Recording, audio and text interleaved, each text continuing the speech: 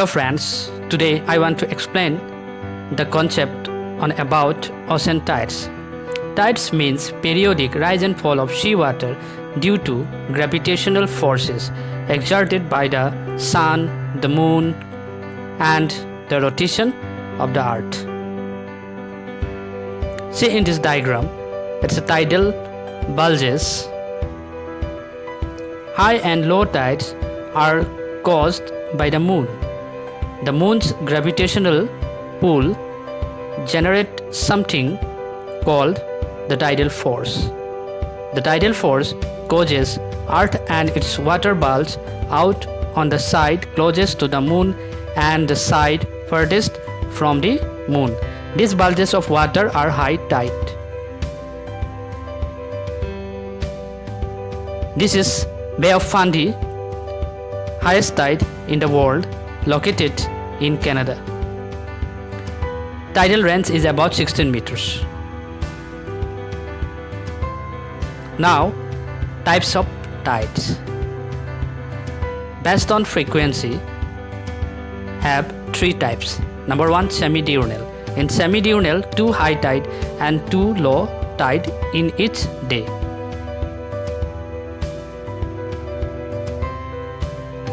Number 2, diurnal tide.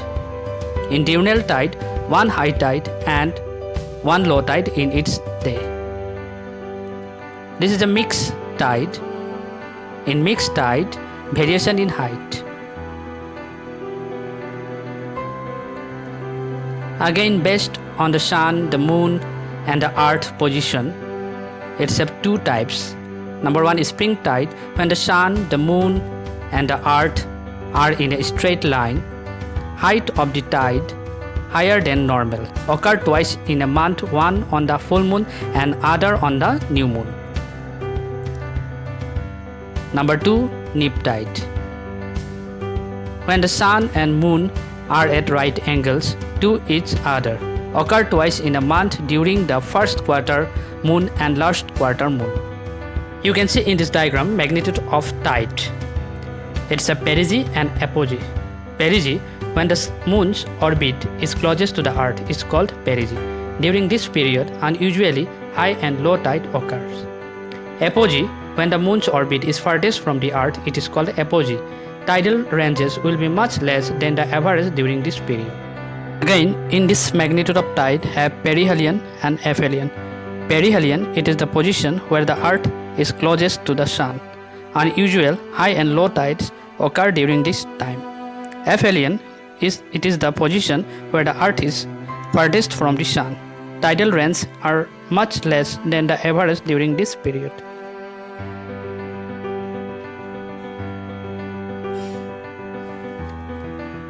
Now, effects of tide.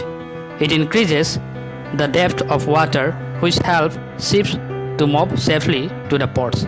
It also acts as a source for providing electricity. The tidal currents clear away the river sediment and slow down the growth of delta. If you like my video, then don't forget to subscribe my channel. Thanks for watching.